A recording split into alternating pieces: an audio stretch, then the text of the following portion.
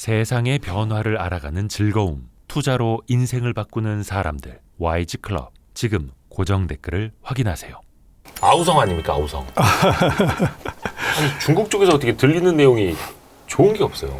그래서 원래 뭐 길바닥에 그 피가 흥건할 때가 네. 그때가 투자로서는 최고의 타이밍이라고 하지 않습니까? 아, 그래요? 그래서 뭐 그런 관점에서 보면 굉장히 좋은 그 기회가 오고 있다 그렇게 볼 수도 있죠. 아, 그래요? 그러면 과연 그게 어떤 기회가 될지 일단 하나하나 좀 따지면서 들어가겠습니다. 좋습니다. 우선 벽계원, 비구이 위안, 컨트리 가든, 어디 고깃집 이름 같기는 한데 중국에서 1위 하던 부동산 개발업체라 하더라고요. 이 비구이 위안 디폴트 가느냐 안 가느냐, 일단은 이 사태의 본질이 뭔지 우선은 좀 꿰뚫어 주시겠습니까? 그래서 뭐 컨트리 가든 그러면 세련돼 보이는데 네. 시골 정원 그러면 그 이제 뭐 이름 그대로 하자면 시골 정원이죠. 네. 그래서 본질은 그런 것 같아요. 그 2년 전에 비슷한 현상이 하나 있었는데 바로 흥다라는 회사가 그쵸. 고도나면서 지금보다 더 큰 센세이션을 일으켰고 그렇죠, 그렇죠. 지금 이제 비구이엔이 터졌는데 그런 것 같아요. 그 흥다 같은 경우는 불량 학생이 이 역주행 과속 주행하다가 대형 사고 낸 거고 예. 지금 비구이엔은 모범생이 너무 열심히 뛰다가 운동화 이제 끊어진 거예요. 비구이 위안은 모범생, 헝다는 약간 불량 학생. 엄청난 불량 학생. 어떤 측면에서 그렇게 볼 수 있을까요? 그래서 이제 중국이 부동산 규제를 한 것이 이제 두 개에서 다 문제가 됐는데 2014년부터 2020년까지 중국 부동산 가격이 4배 올랐어요. 그럼 뭐 어떤 정부든 이건 통제하는 것이 당연한데 네.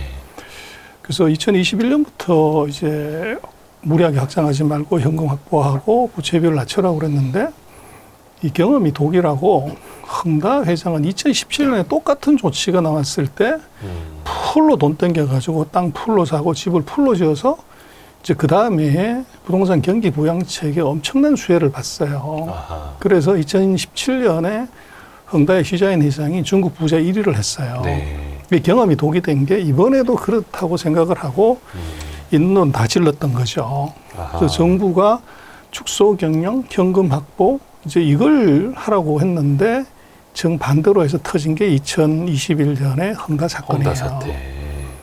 그래서 2021년, 22년, 23년에 이제 중국 정부가 부채 줄이고 뭐 이제 안전 경영하라고 하는데 이제 2021년, 22년에 그런 일이 있었어요. 중국이 그 아파트 중도금을 안 내가지고 네. 사람들이 이제 그 건물이 완공될지 잘 몰라서 그게 큰 사회 문제가 됐어요. 네.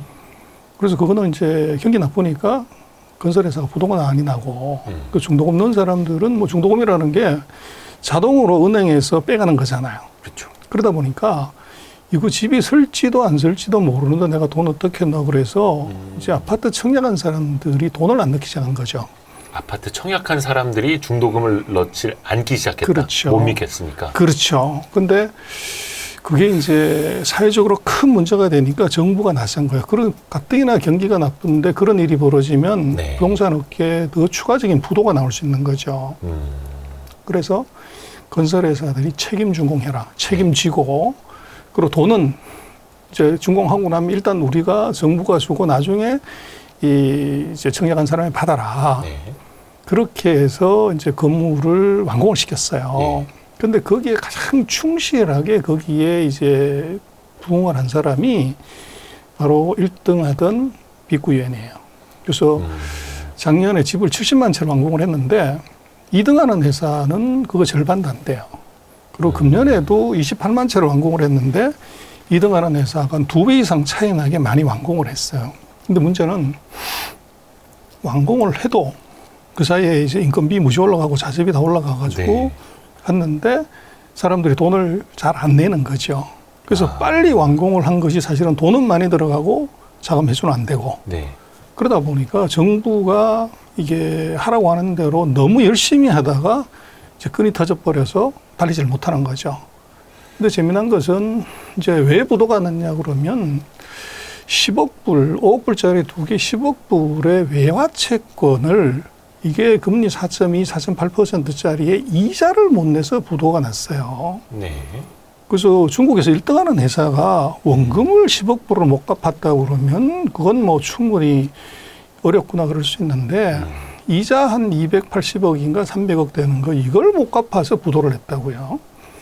우리 돈으로 280억에서 300억 원 그렇죠. 정도. 그래서 이제 이게 왜 그런 거냐면 결국은 단기 유동성의 압박이라는 거죠. 아, 단기 유동성 문제네요. 그렇죠. 그래서 원금 10억 불을 못 갚았다. 그러면 이건 이제 진짜 문제가 되는데 이자를 못 갚은 것 같고 부도를 냈다고 하는 것은 이것은 이제 단기 유동성의 압박이다. 이렇게 볼 수가 있어요.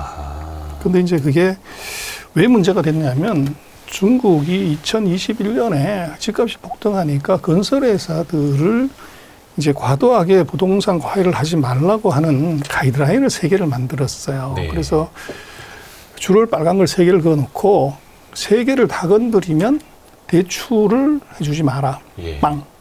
그래서 예를 들어서 1개를 건드리면 15% 연간으로 늘려줄 수 있는 대출 한도를 2개 건드리면 10%, 하나 건드리면 예를 들면 뭐 이런 식으로 한도를 정해준 거죠. 예. 근데 헝다가 부도났던 것은 3개를 다 밟아가지고 3개의 레드라인. 그렇죠. 그래서 다 이게 넘었다. 대출을 전혀 못 받은 거예요. 그게 헝다. 그게 헝다예요. 이고. 근데 이 빅구에는 뭐 하나인가를 받았어요. 그래서 예를 들면 이제 10%의 대출 증가를 하게 되는데 다른 회사보다도 2배 이상의 완공을 했기 때문에 자금 네. 빵꾸가 더 크게 난 거죠. 아하. 그래서 그게 이제 문제가 된 것이고 그래서 이제 뭐 어떻게 생각하면 1등하는 회사가 부도날 정도로 단기 유동성이 좋지 않다 이렇게 볼 수도 있지만 네. 이게 헝다라는 회사, 그 빅구이라는 회사의 이 과속 스캔들이라기보다는 정속을 너무 열심히 해서 나타나는 일이고 다른 회사들은 뭐 2등, 3등, 4등 하는 회사는 멀쩡해요. 얘들은 정부가 빨리 열심히 지라고 그럴 때 돈이 많이 들어가고 현금 회수가 안 된다고 보고 완공을 많이 안 했던 거죠. 아, 그래서 1등하고 차이가 더 벌어졌던 거고. 그렇죠. 많이 질수록 자금이 많이 잠기는 그 효과가 나타났던 거예요. 그래서 이번 거는 안을 들여다보면 1등을 해서 부도났기 때문에 이거 중국 전체가 큰일 났어. 이제 우리는 그렇게 많이 생각하지만 안을 들여다보면 빅구현이라는 회사의 그 독특한 사정이 있었다는 거예요. 그래서 그게 이제 차이고 그래서 뭐 이거 부도 내냐 마냐 하는 것은 헝다는 빅구현보다는 부채 규모도 워낙 크고 네. 차입금도 월등히 많고 헝다가. 그렇죠. 그리고 이제 예금도 훨씬 적어요. 근데 금을 3개를 다 밟을 정도로 재무구조가 나빴는데 네. 2021년에 부도가 나고 나서 이게 정부가 부도 처리해가지고 회사를 없애냐 안 해요. 지금까지도 계속 연장을 해주고 있는 거죠. 네. 멀쩡하게. 그러면 이번에 빅구에는 뭐 월등히 더 좋은 재무구조, 현금 흐름, 차입금 구조라고 하면 이거 부도 낼 거냐 안 낼 거냐. 그건 아주 간단하게 답이 있죠. 답이 있어요. 그렇죠. 간단하게.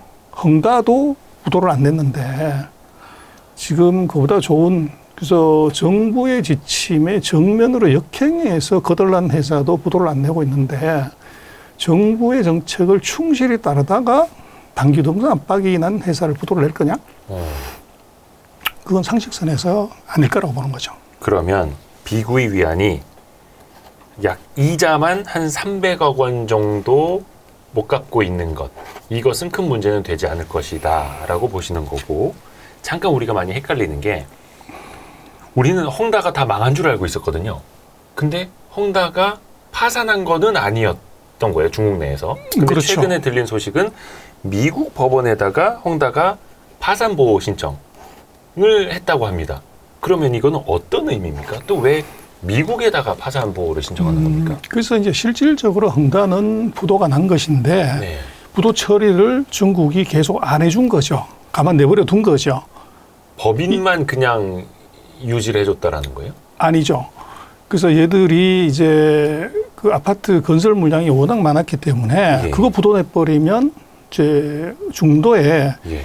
이게 청약자들이 다 손해를 보는 문제가 생기고 하청업체들이 다 실업자가 되죠. 아, 그러니까 입주해야 될 사람들 그렇죠. 피해, 하청업체들 피해가 계속해서 이어지니 그렇죠. 그래서 살려놓은 거죠. 지금까지 계속. 일단 죽지는 말라고만 연명을 해놓은 거예요. 중국 그렇죠. 정부가. 집을 계속 질서 완공할 수 있게끔 계속적으로 자금 지원을 해준 거죠. 아, 일단 니들 살려는 놓을게 집을 지어. 짓던 바로 건 그거예요. 마저 지어. 그거였던 거네요.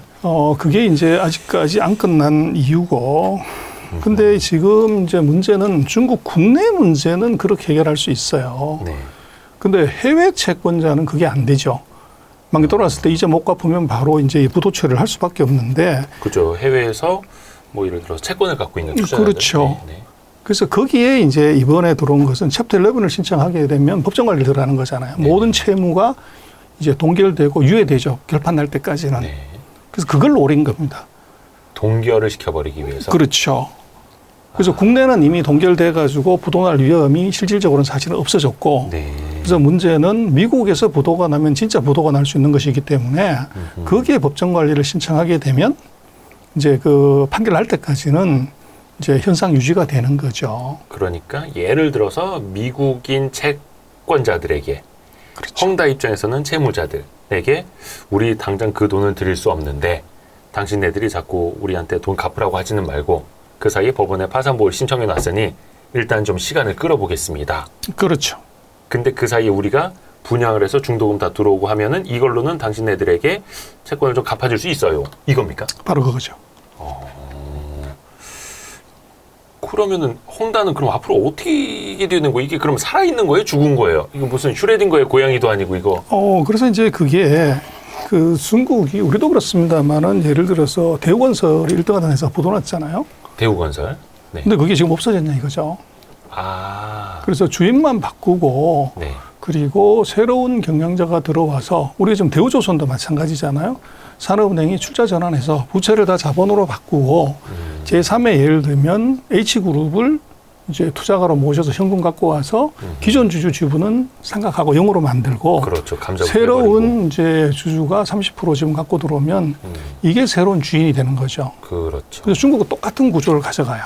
아, 그러면 헝다 그룹도 새로운 주인 만날 게 좀 손바뀜이 되게끔 그 사이 건전성을 관리를 해주고 부실은 떨궈내고 이 작업을 하고 있는 중인 거예요? 그런데 거기에 변수가 뭐냐면 헝다의 시자인 회장이 이 정협에 아주 깊이 관여를 해 있고 정치적으로 예, 정치. 이제 우리 같으면 국회는 아닌데 국회 비슷한 이제 정치 기구가 있는데 거기에 위원이었고 정치적으로 로비를 많이 해놓은 거죠.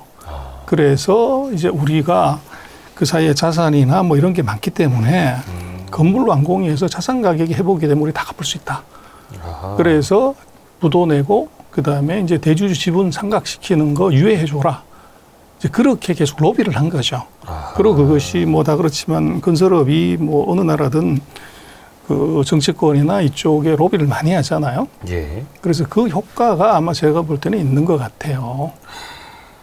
그러니까 경영적으로는 이미 헝다는 레드라인 다 넘었고 굉장히 어려운 상황이지만 약간 이거를 쉬자니 회장이 정치적으로 풀어 나가고 있는 거네요. 그리고 2년째. 거기에 이제 중요한 변수 하나는 자기네가 아파트 건설 물량이 많다는 거예요.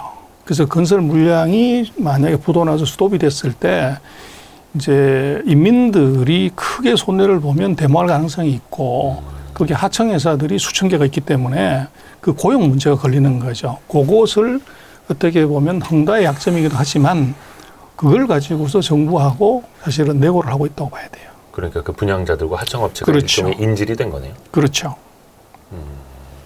그러면 어찌됐든 간에 연명은 하고 있는 거고 만약에 그러면 일단은 비구이 위안이 디폴트를 선언할 가능성은 굉장히 그러면 소장님은 좀 낮게 보시는 거네요. 요거는 좀 누군가 그래서 지원을 해줄 수 있다. 그것은 이제 아까도 말씀을 드렸지만 대출 한도를 높여주면 돼요. 지금까지 이제 예를 들면 5%, 10%밖에 연간으로 대출을 안 해주는 거를 뭐 중국 같은 경우는 정부 입김 워낙 세기 때문에 주거래 은행한테 30%더 대출을 늘려줘라. 그러면 바로 300억 바로 대출을 더 받을 수가 있는 거죠. 그리고 이제 그걸 왜 그렇게 하냐고 하면 1등하는 회사가 캐시크런치에 몰려가지고 부도를 하는데 정부가 이것을 케어를 안 해줬다. 부도를 내게 만들었다 그러면 그것도 1등 모범생이었는데. 그렇죠. 그렇게 되면 이 2등부터 10등까지 하는 회사에 대한 아파트를 구매하려고 하는 사람, 청약하는 사람들의 신뢰도가 땅바닥으로 떨어지게 돼요. 그게 더 무서운 거죠. 그래서 중국 정부가 고민하는 것은 뭐 기업 하나 날리는 거야. 그건 뭐 주인 다시 찾아주면 되는데 그게 아니고 그것의 부도가 소위 말하는 구매 심리, 투자 심리에 미치는 치명적인 악영향 요거를 생각을 하는 거죠. 그렇게 보면 제가 볼 때는 빅구의 문제는 뭐 지금 여러 가지 얘기를 하고 있지만 정부가 반드시 관여한다. 그리고 저것은 그 정부 정책하고 어긋나는 것이 아니었기 때문에 그리고 그 구제라는 것이 엄청난 공적 자금을 넣는 것이 아니라 대출 한도를 풀어줘서 자금을 공급하게 되면 해결할 수 있는 문제이기 때문에 아마도 그 이제 지금 문제는 8월 6일 날 이제 이자 지급을 못 했는데요. 거기 한 달 지금 유예 기간이 있어요. 예. 그래서 9월 6일까지 못 갚으면 부도 나는 거고. 예. 근데 9월 6일에 이제 그 이자를 갚냐 못 갚냐를 봐야 되는데 제가 볼 때는 갚는다에 51% 걸을 수 있을 것 같아요. 9월 6일 얼마 안 남았는데. 그렇죠. 근데 이거는 뭐 그냥 주거래 은행한테 대출 좀 더 해줘 하면 300억 정도는 마련할 수 있다. 근데 이제 재미난 것은 빅구이엔의 채무 구조를 보면 국내 채무가 한 73%인가 뭐 그렇게 돼요. 그리고 해외 채무가 이제 27%가 되는데 상식선에서 국내 채무에 대한 이자 지급을 못하는 게 먼저죠. 예. 근데 이게 해외 채권을 먼저 사고를 친 거예요. 그래서 그거는 제가 볼 때는 빅구이엔의 전략이다. 그러니까 만기가 해외 채권자들한테 있는 것, 해외 채무가 먼저 돌아오는 거네요, 만기가. 국내 것도 있지만 국내 것들은 이제 가만 내버려 두고 해외 거를 먼저 부도를 낸 거죠. 그래서 그것의 의미는 결국은 뭐 민간 기업이 정부를 상대로 협상하거나 내고 할 힘이 사실은 없죠. 우리도 그렇지만 중국은 더더욱이. 그런데 이것이 해외에서 문제가 되면 이게 국제 문제가 되고 국가의 위신의 문제가 관련되기 때문에 정부가 이것을 손쓰지 않을 방법이 없어요. 그래서 빅구이엔은 제가 볼 때는 그렇게 해서 정부의 지원을 끌어내고 그다음에 이제 다음 달에 돌아오는 국내 채권 만기에 대해서 내일이구만요. 내일부터 해가지고 채권자 회의를 해요. 예. 그래서 우리가 지금 이자도 못 갚는데 원금을 어떻게 갚냐. 그래서 부도가 안 나게 하려면 채무 연장을 해라. 예. 그래서 우리가 3년에 걸쳐서 이걸 갚겠다. 만기 도래하는 거를. 그래서 처음에는 10만 위안씩은 모두 투자가한테 현금으로 지급하고 네. 그리고 나머지는 예를 들어 1차 년도에 25%, 2차 년도에 뭐 35%, 4차 년도에 45% 요렇게 우리가 갖겠다고 지금 제안을 해놓은 상태예요. 그래서 이제 채권자가 동의 안 하면 국내가 부도 나버리는 거고 그렇죠. 동의하면 연장이 되는 거예요. 근데 아마 채권자들 입장에서 부도 나가지고 채권을 휴지 조각 만들래. 그렇죠. 아니면은 이걸 받아들일래 그러는데 제가 볼 때는 받아들일 확률이 높아 보여요. 딱 그거죠. 그냥 벼랑 끝에서 다 같이 안고 뛰어내릴까? 아니면 벼랑 끝에서라도 좀 기다려 줄래? 이거죠. 그렇습니다. 그래서 돈을 조금 빌려주면 이제 빌린 사람이 갑이지만 많이 빌려주면 나중에는 빌린 사람이 갑이 되죠. 그렇죠. 지금 이게 딱 그 상황이에요. 우리나라나 그 중국이랑 비슷하네요. 이것도 우리나라 구조조정도 대기업들 그런 식으로들 많이 했었는데, 근데 최근에 중쯔그룹도 이야기가 나왔습니다. 우리가 헝다, 완다, 비구이 위한 중쯔그룹 정말 못 들어본 기업들을 많이 이번에 학습을 합니다. 그거는요. 제 말씀하신 무슨 다자 들어가는 건 다 건설회사예요. 다자가 들어간 건 건설회사. 헝다, 완다 뭐 다 건설회사인데 중쯔라고 하는 것은 이게 그 중롱투자신탁이라고 신탁회사예요. 그래서 그 회사가 이제 한 6,300억 위안 정도 자산을 운영하는데 이 회사가 3건의 이제 펀드 만기 돌아오는 것을 못 갚겠다고 만세를 불렀어요. 그래서 그게 이제 시장에서 투자한 기업이 공시를 한 거죠. 네. 그래서 이제 문제가 있는데 그건 중롱그룹이라고 하는 이 펀드 회사고 그 신탁 회사죠. 근데 이 회사의 대주주가 누구냐면 중국에는 이제 한 98개 국유 기업이 있어요. 네. 그 중에서 48등 하는 중국 기계그룹이라는 회사가 있는데 그 회사가 실질적인 대주주예요. 그래서 이제 한국 언론에는 이 회사가 부동산에 투자하다가 부동산이 나빠져서 그 수익이 안 나와가지고 부도를 냈다 이렇게 얘기를 하는데 제가 체크를 해봤더니 이 회사 6,300억 중에서 부동산에 투자한 건 10.7%, 나머지 90%는 정상적으로 투자한 거예요. 그래서 부동산이 터져서 그런 건 아니고 이 회사가 오피셜 얘기한 것은 부동산 때문에 우리가 펀드 원금 못 돌려주는 게 아니고 모회사의 자금 사정이 나빠서 모회사가 돈을 안 줘가지고 우리가 지금 펀드 자금을 이제 못 돌려준다. 이렇게 공시를 했어요. 이게 무슨 말이냐면 그걸 이제 그림자 금융이라고 얘기를 하는데 그 띵롱 신탁 뭐 우리로 쳤을 때 이제 고정금리 신탁 이런 거예요. 네. 그래서 금리를 일반적인 신탁보다는 훨씬 높은 이제 금리를 제공하되 그것을 공모를 하는 게 아니고 예. 특정한 기업한테 몰아주는 거예요. 3호 그런 방식으로. 형태예요. 근데 모회사가 자기네 이제 자회사가 있으니까 그 회사한테 신탁을 모집을 시켜서 그걸 모회사 자기가 갖다 쓴 거예요. 근데 이제 국유기업이다 보니까 자산 운용이나 투자가 조금 주먹구구식으로 이루어진 거고 그게 이제 현금 흐름이 안 나온 게 문제입니다.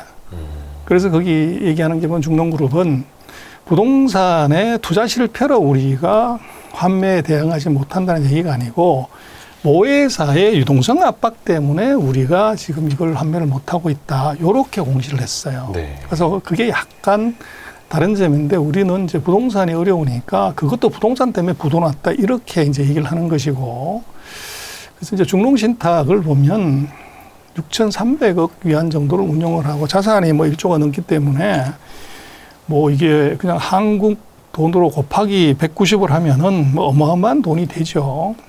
근데 중국의 신탁 자산 전체가 한 21조 돼요.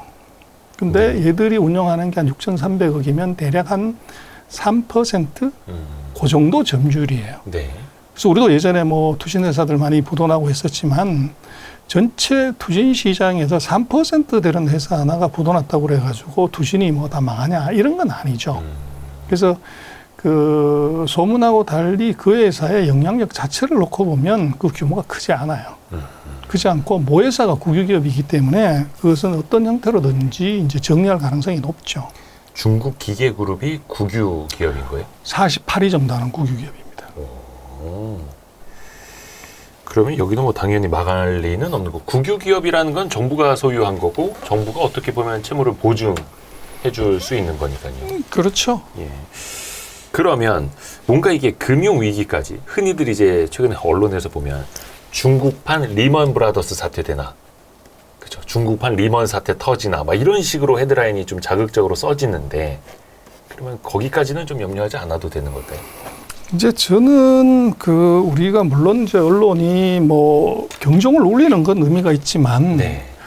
조금 식상한 게 두 가지가 있어요. 하나는 터졌다 그러면 리만, 서브프라임 이걸 소화시키죠. 자꾸 이제 얘기를 하는데 그런 건 100년에 한 번 있는 일이에요. 네. 근데 2021년에 헝다가 터졌을 때 언론 검색해 보시면 똑같은 얘기 합니다.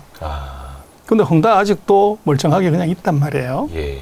그래서 지금 같은 경우에 그 서브프라임 뭐 이제 리만 그러지만 중국은 부동산 파생 상품이 서브프라임이라는 게 없어요.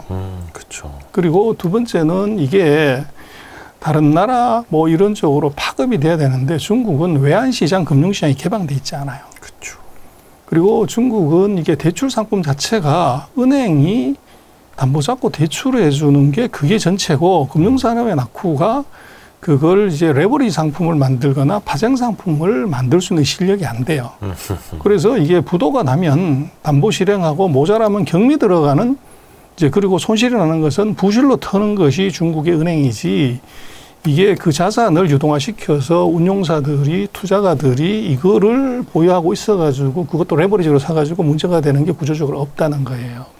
그리고 핵심은 중국은 자금 조달의 거의 90% 가까이를 은행이 이제 공급을 하는데 중국의 대부분의 은행은 다 국가은행입니다.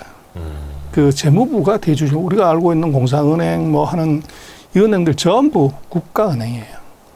그래서 그렇게 놓고 보면 국가가 부도나지 않는다면은 은행이 부도날 가능성이 중국은 없다는 것이고 그게 아까 말씀드렸던 4가지 차원에서 미국의 서브프라임하고는 구조적으로 다르다. 그래서 함부로 막 그 중국판 미국하고 똑같이 갖다 붙이는 것은 이건 서브프라임 사태 너무 과장이라는 거 있고, 두 번째는 곱하기 190의 과장이 있어요. 곱하기 191? 그래서 중국에 이제 예를 들어서 1조가 부도났다. 그러면 거기다 190 곱하면 190조 원이잖아요. 그래서 뭐 이제 한 3조짜리가 넘어갔다 그러면 네. 600조. 예. 그럼 우리나라 국가 예산만큼이 저게 부도가 났다. 뭐 네네네. 이렇게 막 얘기를 해요. 그러다 그게 보니까 원 위안 환율.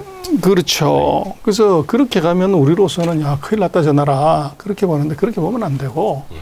중국의 중국의 모든 수치는 나누기 10을 해서 보면 돼요. 나누기 10을 해서 봐라. 그래서 이게 600조다 그러면 60조로 보는 게 맞고 6조라고 그러면 이게 6천억이라고 보는 게 맞는 게 중국의 GDP 규모가 우리 지금 11배예요.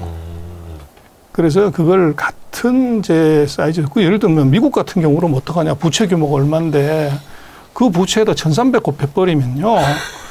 우리로서는 상상이 안 되는 금액이 나와요. 그쵸, 몇 경 막 이렇게 나오죠. 그렇죠. 그래서 예. 제가 볼 때는 우리나라 많은 언론에서 보고 있는 곱하기 190에서 한국의 이제 예산이나 뭐 이거하고 같이 비교해서 큰일 났다고 하는 거 이거 틀렸다. 그래서 만약에 하나로 환산해서 얼마가 나왔다고 하면 그것이 한국에 주는 충격은 나누기 10을 해서 봐라.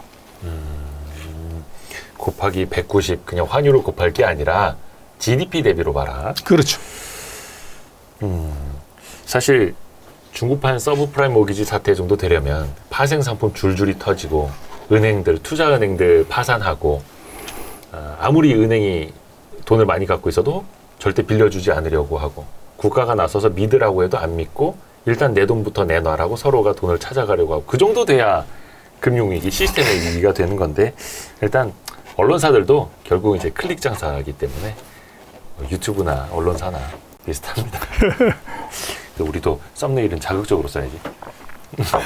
근데 사실 중국의 부동산 상황이 좋은 거는 아니잖아요. 저는 이 데이터를 보고 놀란 게 중국에서의 미분양 주택이 3천만 호, 우리나라는 뭐 7만 호, 뭐 10만 호만 해도 막 위험 신호다 하는데 3천만 가구가 어떻게 미분양일 수 있나? 그리고 비어 있는 이제 공실이 1억 채에 달한다. 그래서 1억 3천만 채가 비어 있다. 이게 상상이 안 가거든요. 이 정도면 진짜 중국 부동산 너무 큰 위기 아닙니까? 뭐 위기 정도가 아니라 끝난 거죠. 근데 이제 우리가 그 데이터의 원전이 뭐냐, 어떻게 계산했냐, 예. 이 버리파이를 해봐야 되는데 그건 안 하고서 그냥 이제 계속 인용해서 쓰는데 그러면 중국에 집이 전부 몇 채나 있을 것 같습니까? 전체요? 네. 14억 인구. 그래서 중국이 지금 이제 우리가 집이라고 하는 것은 시골 농촌의 집이 아니라 도시의 집을 얘기를 하는 건데 예. 그게 3억 6천만 채 정도 돼요. 3억 6천9백만 채가 가장 전체 집이요. 그렇죠. 예. 근데 그 중에서 1억 3천이 빈집이라고 그러면 그냥 이론상으로 이 세 채 중에 한 채가 집이 비어 있다는 거죠. 그렇죠. 근데 베이징, 상하이, 전천 어디 가보셔도 집 세 채 중에 한 채가 비어 있는 데가 있냐는 거예요. 그러니까 주요 핵심 일선 도시는 뭐 일선 도시건 이선 도시건 간에 그래서 시골 농촌에 우리도 다 비어 있잖아요. 네네네. 근데 이 지금 우리가 얘기하는 이 주택이라는 것은 사람들이 살고 있는 살만한 집의 얘기인데 그래서 예를 들어 농촌 지역에 뭐 비어 있는 집은 그런 의미가 없고 그래서 도시 주택으로 봤을 때 3억 6천9백만 채 정도인데 그 중에서 1억 3천이 비었다고 하면 세 집 중에 하나는 무조건 비어 있어야 되는데 이론적으로는 중국의 일선 도시, 이선 도시, 삼선 도시 가봤을 때 세 채 중에 한 채가 비어 있냐 이거예요. 그래서 그게 이제 데이터 검증도 안 해보고서 누가 하나 얘기를 하면 그냥 따라서 이제 그냥 계속 쓰는 거죠. 그래서 그건 엉터리다 그렇게 봐야 돼요. 근데 일단은 수치상으로는 중국 그 넓은 땅에 비어 있는 집이 1억 3천만 채는 있긴 있는 거잖아요. 그 뭐 산골에다 지어놨든 그럼 뭐 부동산 개발업체가 뭐 판단을 잘못했든 과잉 공급이든 그래서 그 수치 자체가 누가 계산한 건지 어디서 나왔는 건지를 그걸 봐야 되는데 제가 볼 때는 그게 근거가 없어요. 근거가 없다고요? 예. 그래서 그게 아마 월세저널인가 어디서 그렇게 얘기를 했다고 하는데 이 3억 6천만 채 중에서 1억 3천만 채라고 하면 네. 그것이 이게 뭐 도시건 시골이 집이 몇 채가 있던 간에 예. 도시의 집도 마찬가지로 적어도 그러면 도시 같은 경우에 4채나 5채 중에 하나는 비어 있어야 돼요. 네. 근데 중국의 도시에 그렇게 된 집이 있냐는 거죠. 다 사람들이 다 살고 있는데. 좀 과장이 됐다. 엄청난 과장이죠. 물론 비어있는 집이 뭐 2선 도시, 3선 도시에 과잉 공급이 있을 수는 있지만 그 정도까지는 아닐 것이다. 이게 사실 어떻게 중국 쪽에서는 미분양 통계 이런 거 안 나오나요? 있습니다. 그 재고 통계가 있는데 제가 볼 때는 지은 것이 보통 1년에 한 1,500만 채 정도 집을 짓는데 그 재고가 560만 채가 아마 작년에 데이터였던 것 같아요. 그래서 제가 지금 정확히 수치는 기억 못 하는데 네. 한 그 정도가 그 리저너블한 수치고 매덕채다 이렇게 얘기하는 것은 그거는 어떤 계산도 그렇게 나오질 않아요. 근데 일단 부동산 가격이 특히 이제 자산 가격이 좀 떨어지고 있는 거는 맞나요? 지금 이제 그것도 조금 구분해서 봐야 되는데 네. 1선 도시, 2선 도시, 3선 도시가 있어요. 우리 같은 네. 서울, 부산 같은 대도시, 이제 그 다음 도시 이렇게 있는데 1선 도시는 집값이 이게 둔화가 된 거지 마이너스는 아니에요. 근데 우리도 서울도 뭐 집값 많이 빠졌다고 그러는데 서울도 집값이 마이너스는 아니잖아요, 지금. 네네. 근데 뭐 2선 도시, 3선 우리가 읍면 단위 가면 뭐 미분양 천지고 저게 집값 하락 무지 크죠.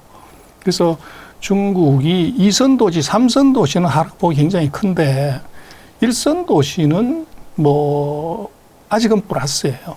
근데 전체를 다 합쳐서 평균을 내면 이제 마이너스가 된 게 거의 한 1년 가까이 되죠. 근데 어찌되든 간에 이게 사람들이 거기는 저기잖아요. 그러니까 땅은 국가 소유고 그렇습니다. 70년 동안의 임대를 하는 건데 그거를 이제 사고 팔 수 있는 거고 근데 그게 한동안에 몇 배 올랐다가 거기에서 거품이 좀 빠지고 있는 과정. 근데 사람들은 항상 최고점을 기억을 하고 전년 대비로 가치가 떨어지게 되면은 소비를 안 하게 되고 자산이 위축되고 있다라고 느끼잖아요. 그럼 결국 그게 실물 경기에는 좀 안 좋은 영향으로 나타날 테고요. 그렇습니다. 그래서 이제 그게 말씀하신 게 웰스 이펙트잖아요. 네. 부의 효과가 있어야 부의 되고 효과. 그다음에 월급이 올라가는 소득 효과가 있어야 되고 그게 이제 그 시장을 활성화시키는 요인인데 최근 3년간 중국이 부동산 규제를 하면서 이제 일선 도시를 제한 나머지 도시에서 집값이 계속적으로 떨어지기 때문에 말씀하신 부의 효과가 사라지면서 그것이 소비에 충격을 준 거예요. 네. 그리고 대도시 마찬가지로 반대로 사면은 집값이 세게 오른다고 생각을 했는데 집값이 안 오르고 스테이블하게 1%, 2%에 머물게 되면 이자 내는데 문제가 생기죠. 네. 그래서 그게 지금 중국의 이 소비 생활에 이게 생각보다 이제 둔화는 바로 거기서 온 거죠. 그래서 그 이펙트가 지금 중국이 가장 고민하고 있고 부동산을 절대 죽이면 안 되는 네. 이유 중에 하나가 바로 괜찮습니다. 그건 것 같아요. 아하. 그러면 중국이 어찌됐든 간에 부의 효과가 낮아지고 있으니 우리가 몇 년 전에 그 관행이나 관성적으로 빗대보면 결국 중국 당국이 부동산을 부양할 거야. 부양책이 나올 거야. 이런 식으로 계속 습관적으로 생각을 해왔잖아요. 근데 그렇다고 해서 좀 임팩트 있는 정책은 안 나오는 것 같고. 그래서 이제 그게 그 리커창 정부하고 이번에 리창 정부가 금년 3월에 바뀌었어요. 총리. 그래서 지금 새로운 총리의 스타일이 이제 바로 그런 것 같아요. 그래서 중국은 네. 이제 우리하고 약간 다르게 그 한국은행이 우리는 독립이잖아요. 네. 중국은 인민은행이 독립이 아니고 국무원 산하에 있는 한 개 부서예요. 그리고 그 위에 경제 담당 부총리가 있고 그 네. 부총리 위에 국무원 총리가 있는 거죠. 그래서 총리, 부총리, 인민은행 이 순서로 통화 정책이 실제적으로 결제가 이루어진다고 봐야 되는데 네네네. 그래서 지금 리창 총리 같은 경우가 말씀하신 아무것도 안 하고 있냐가 아니라 네. 7월 17일 이후로 중국이 거의 하루 이틀에 하나씩 걸쳐가지고 경기 부양책을 내요.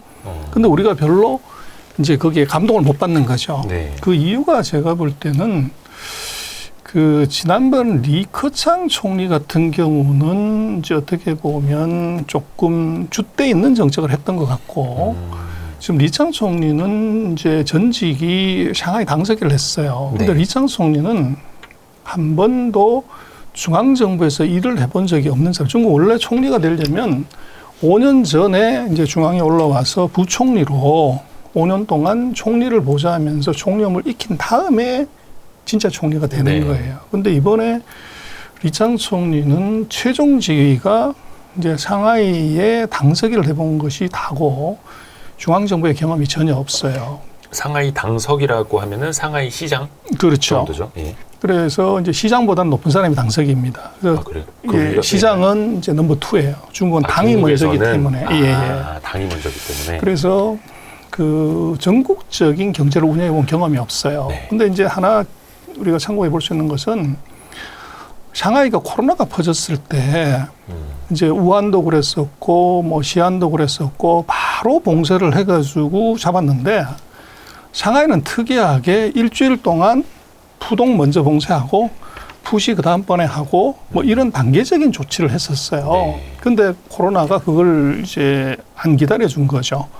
그래서 푸동 막는 사이에 푸시가 확산이 돼서 난리가 났고 그래서 그 의사 결정을 누구가 했냐면 바로 리창 총리가 한 거예요. 그래서 그게 못 막는 바람에 중앙에서 이제 위생 담당 부총리 순춘난이라는 사람이 내려와서 바로 봉쇄해라. 그렇게 해서 이제 석 달 만에 잡은 거죠. 푸동 푸서 다 봉쇄해라. 그렇죠. 일거에 했는 것은 그래서 결국은 이제 조심스럽게 접근하는 것이 이게 이제 리창 총리의 어떻게 보면 업무 스타일이다. 그렇게 볼 수가 있고 지금 이제 중국의 부동산 문제들이나 뭐 이제 부채 문제들이 또 내수 부진의 문제가 있는데 이것을 과단성 있게 이제 확 추진을 못하고 찔끔찔끔 이렇게 하고 있다는 거죠. 그러다 보니까 시장은 하는 거야 마는 거야. 이제 이런 느낌이 굉장히 강하고 그게 시장에서 계속적인 부양 조치는 내지만 주가가 하락하는 진짜 이유고 또 이제 그것의 이유가 이제 중국에서 농담을 하는데 이제 지난 총리는 리커창 총리예요. 근데 중국말로 1g이 뭐냐면 리커창 할 때 이 커예요. 근데 리창 총리는 리창 총리는 중간에 커가 없어요. 네. 그래서 이제 중국에서 농담으로 새로운 총리는 1g이 모자라는 총리다. 리커창에 비해서 리창은 중간에 커가 없으니까. 그래서 이제 그게 어떻게 보면 그 총리의 스타일, 이제 이게 전임 총리하고 다른 점이고, 그러나 제가 볼 때는 이 하다 안 되면 결국은 오버를 하게 된다. 하다가 안 되면 오버를 한다고요? 그래서 찔끔찔끔 이제 경기 부양책을 내놓는데 효과가 없으면 네. 점점 이제 강도를 세게 해야 되는데 그것은 이제 해야 될 것보다 더 많이 하게 되죠. 그래서 지금 부동산 조치 뭐 엔간한 거 다 풀었고 소비 부양 조치 지금 다 했어요. 네. 근데 이거를 한꺼번에 모아가지고 일거에 했더라면 이게 샥이 이제 크게 와가지고 충격을 줄 건데 이걸 하루 건너 하나씩 이제 자잘한 잽을 계속 날리니까 이게 국민들의 소비자들의 마음에 별로 감동이 없는 거죠. 그래서 그 이유가 제가 볼 때는 결국은 아마도 지방에서 너무 오래 있었기 때문에 리창 총리의 스타일이 그렇다. 그게 이제 아마 의사결정이나 정책결정 시행에 영향이 있는 것 아닌가 그런 추론을 이제 할 수 있을 것 같아요. 그러면 이게 리창 총리의 스타일이라고 봐야 되는 거다. 이게 시진핑의 관심사나 시진핑의 어떤 경제 정책에 대한 이해도나 그게 아니라 그래서 이제 중국 같은 경우는 정무하고 외교는 주석이 하고 예. 경제하고 행정은 총리가 하는 분업 체제예요.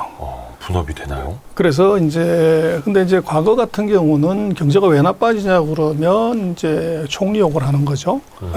근데 지금 새로운 총리는 이것은 누가 봐도 시진핑이 직접 발탁한 발탁 인사예요. 네. 그래서 지난번 이제 리커창 총리는 북경대 경제학과를 하고 북경대에서 수재로 유명한 수재 총리예요.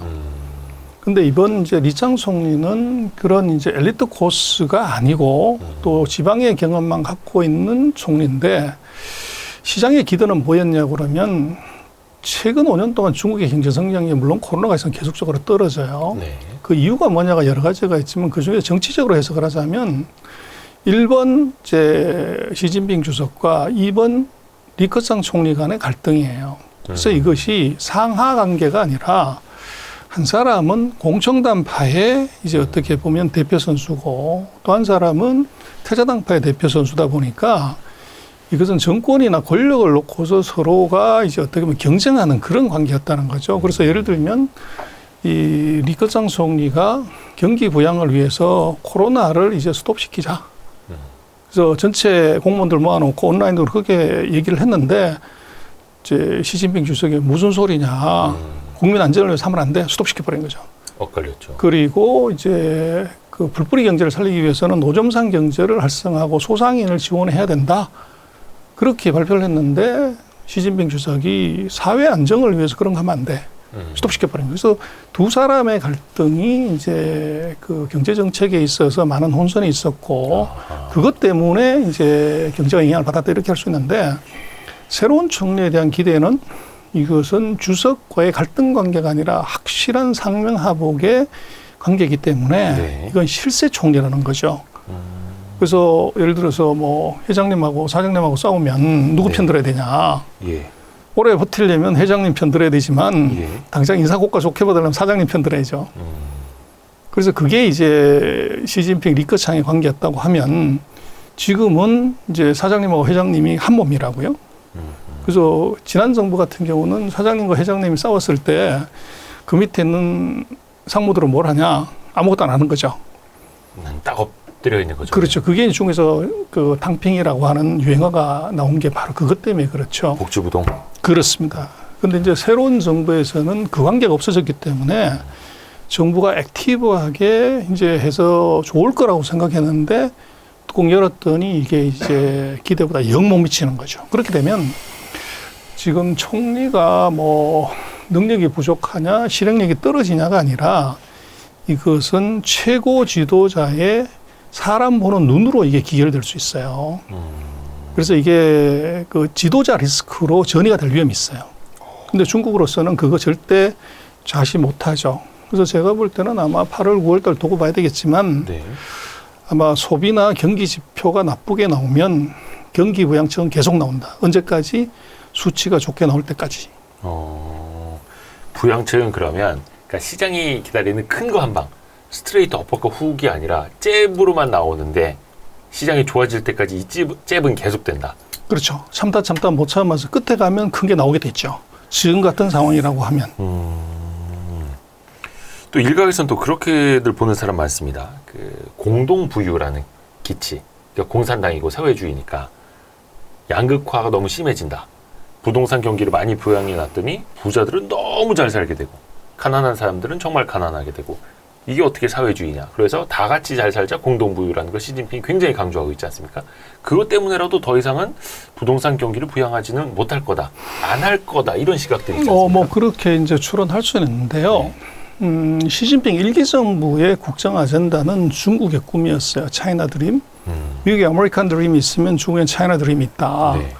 뭐 너무너무 로지하고 좋죠. 네. 그래서 이 차이나 드림을 실현하는 데 있어서 맨 먼저 손봐야 될 놈이 있는데 그게 뭐냐면 부정부패 세력이다. 그래서 시진핑 1기 5년 동안에 차관급 이상의 고위직을 400명 이상을 잘랐어요. 날려버렸죠. 그러다 보니까 이제 굉장히 공포 분위기가 조성이 됐고 네. 국민들 입장에서는 카타르시스를 느꼈죠. 근데 그것 때문에 이제 기업들이 굉장히 위축이 된 거죠. 왜냐하면 부패 공무원들하고 연관된 기업들이 워낙 많았기 때문에. 네. 그래서 그렇게 해서 10년을 왔지만 이제 상기가 돼서 새로운 이제 임기가 시작이 됐을 때 또 이거 중국의 꿈 이거 식상하다는 거죠. 그래서 중국의 꿈이 중국의 14억 인민에 무슨 도움이 됐냐. 뭐 그거 나하고 무슨 상관이야. 그게 이제 어떻게 보면 그 14억 인민들의 생각이고 그렇다면 정치에서는 새로운 아젠다를 내는 것이 맞아요.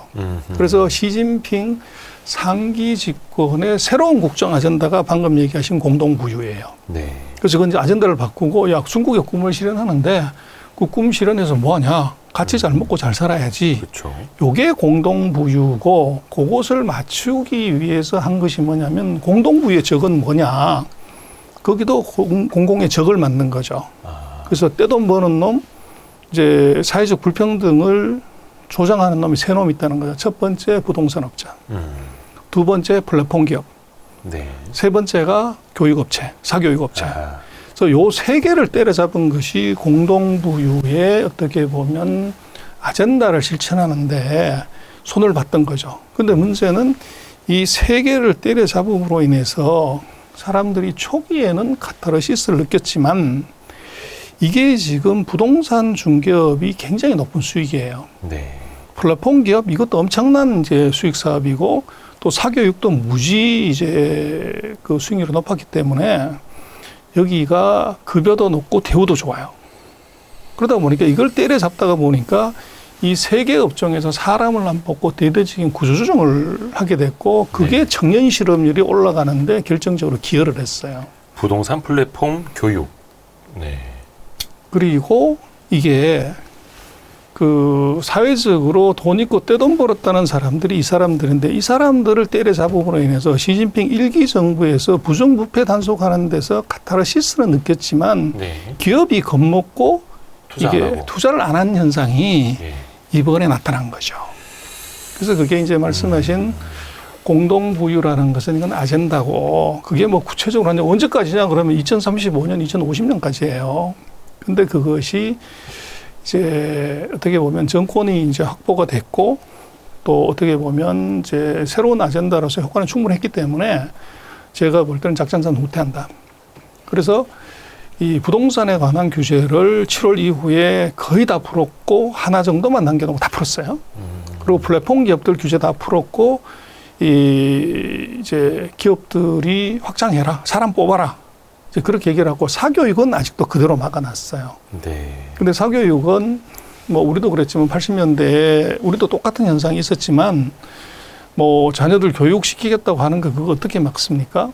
근데 어쨌거나 경제적인 의미로 보면 부동산과 플랫폼을 완전히 죽여놨던 것을 이제 7월달 이후에 대거 풀고 있다는 것, 그게 이제 공동부유론의 작전상의 후퇴, 이제 그 현상이 지금 나타나는 것 같아요. 작전상 후퇴가 나올 수밖에 없다. 그렇습니다. 원체 경기가 안 좋으니까. 그렇습니다. 그래도 뭔가 경기를 살리려는 생각들은 있는 거겠죠. 저는 이쪽에서 아예 이제는 시진핑의 영구 집권, 공동부유, 다 같이 잘 사는 사회, 그다음에 부패 척결. 그래서 경제 성장이 이제 저 뒤에 있는 건가? 어차피 뭐 바오바라고 하던 8%대 성장 시대는 뭐 애초에 지나갔고 이제는 저기가 한 4, 5%만 성장해도 만족하고 살려나? 라는 생각도 하게 되더라고요. 근데 이제 그거는요, 중국의 속성을 보면 중국에 그런 말이 있어요. 밥을 가지고 하늘로 삼는다. 이슈웨이텐이라는 말을 쓰는데 밥을 가지고 하늘로 삼는다. 밥이 하늘이다. 그게 이제 중국의 2000년 동안 내려온 철칙이에요. 네. 그래서 이걸 다르게 영어로 얘기하면은 이제 클린턴이 얘기했듯이 바보야 경제야. 아, 바보야. 문제는 경제야. 그렇죠. 딱 그거네요. 그거예요. 근데 중국도 그게 뭐 사회주의든 민주주의든 뭐 독재든 뭐든 간에 이게 중국은 어떤 게 있냐면 황하강이 범람을 하게 되면 왕조가 바뀌는 역사를 가진 나라예요. 그래서 황하강이 범람하게 되면 우리 한강은 범람해도 물 빠지면 고수부지 그대로 있지만 네. 황하강 60%가 흙이에요. 그러다 보니까 범람을 해버리면 고수부지를 평평한 운동장으로 만들죠. 아무것도 남아있는 게 없어. 그러면 네. 거기 살던 사람들은 하루아침에 아무것도 먹을 것도 입을 것도 잘 것도 없는 정말 이런 그대로 유랑인이 돼요. 그럼 이 사람들이 어떡하냐. 굶어 죽거나 털다 죽거나 똑같기 때문에 남쪽에 수혜가 나지 않는 부자를 텁니다. 남쪽에 수혜가 나지 않는 부자를 턴다는 거죠. 그렇죠. 털러 부자의 간다고요. 돈이 많으니까 예. 식량이 있으니까 그러다가 부자를 털다가 재미가 나면 관가를 털어요. 관가에 군량미가 있죠. 네. 그러다가 재미를 내면 나라를 터는 것이 중국의 왕조 변천의 역사예요. 네. 그래서 중국의 지도자들이 경기 나빠지는 걸 자시하냐? 아닙니다. 이게 지금 실업률이 높아지고 소득이 떨어졌을 때 이것은 민심 위반이 심각해지면 정권이 위험하다는 거를 역사가 얘기를 해줘요. 그래서 중국으로서는 제가 볼 때는 하반기에 경기 부양에다가 그 올인을 할 수밖에 없는 구조고 아하. 또 지금 최근에 보면은 뭐 중국의 모든 행정부처가 나서가지고 하루 건너 하루씩 지금 부양 조치를 내고 있어요. 그런데 그게 이제 우리는 뭐 잘 관심을 안 갖고 보니까 아무것도 안 하는 것처럼 보지만 아닙니다. 그 모든 부처가 올인하고 있고 이제 그게 결국은 시진핑 상기 정부의 그 실력이죠. 그래서 이거를 이제 못 맞춰내면 이건 정말 사람 잘못 뽑은 것이고. 예. 그러나 이제 중국은 뭐 정부 입김이 워낙 센 나라이기 때문에 저것이 그 정부가 액션을 했을 때 이게 움직이지 않을 가능성은 대단히 낮아 보여요. 그러나 이제 뭐 우리도 그렇습니다만 정책을 시행하고 나가지고 바로 그 다음 날 효과가 나는 건 아니잖아요. 한 달에서 석 달 정도의 기간이 필요한데 지금 중국이 7월 28일 날 정체적인 정책의 스탠스를 바꿨어요. 이제는 언제요? 7월 28일요. 예. 그래서 중국이 정치국 회의라는 것을 이제 7월 말에 하게 되는데 예. 그때의 부동산 정책에서도 스탠스를 바꿨고 소비 정책 이것도 완전히 바꿨는데 예. 그런 그게 제가 볼 때는 효과가 나타나려면 적어도 한 9월 정도의 수치. 그래서 9월에서 10월 데이터를 보고서 판단하는 것이 맞다. 아. 7월 28일 정치국 회의 때 그러면 스탠스가 바뀌었다고 하면 대표적으로 좀 어떤 것들이 나왔던 첫 거죠? 번째가 중국은 최근 3년 동안에 부동산은 이것은 투기하는 것이 아니라 그 거주하는 곳이다. 네. 이걸 이제 굉장히 중요한 아젠다로 놓고서 그걸로 푸시를 세게 했었어요. 과거에는요? 그렇죠. 2021년 이후로. 그게 근데 이제 이번에 되게 부동산 시장의 규제. 그게 이제 부동산을 죽인 핵심이죠. 예. 근데 7월 달에 있은 정치국 회의에서는 그 문구를 뺐어요. 아. 그 얘기는 이게 작전상의 후퇴든 뭐든 간에 지금은 그거 안 하겠다는 거죠. 아하. 그래서 그게 이제 굉장히 중요한 이제 시그널이고 그리고 그걸 전후해가지고 뭐를 하냐면 내수 경기를 살려야 된다고 하는 데 있어서 이제 우리도 그렇습니다 하면 자동차, 가전 이게 최대 수요 품목이에요. 중국도. 그죠. 금액이 크니까요. 그렇습니다. 네. 그래서 이 두 개에 대한 이제 구매 장려 정책이 지금 나왔어요. 그건 2008년에도 비슷한 걸 했고 그리고 이제 재미난 것은 뭐 우리가 투자 심리 얘기하는 것은 자본시장에서 증시에서 항상 얘기하는 게 투자 심리인데 7월 28일인가 하는 그 정치국 회의에서 지금 중국에서 제일 중요한 건 이 국민들의 심리 안정이다 이렇게 얘기를 해요. 이게 무슨 말이냐면 중국이 왜 2008년처럼 한 4조 위안 풀어가지고 경기 부양 안 하냐. 그럼 화끈하게 6%에서 12%로 GDP가 뛰었는데. 네네네. 근데 그게 이제 왜 안 되냐면 그 2008년 같은 경우는 중국에서 제조업 비중이 한 40-50% 됐었어요. 네. 근데 지금 중국 같은 경우는 공업 뭐 이런 게 지금 한 30%대. 전체 GDP 기여도가 한 3분의 1밖에 안 돼요. 예. 근데 반면에 소비나 서비스가 이제 50에서 60%가 넘어가요.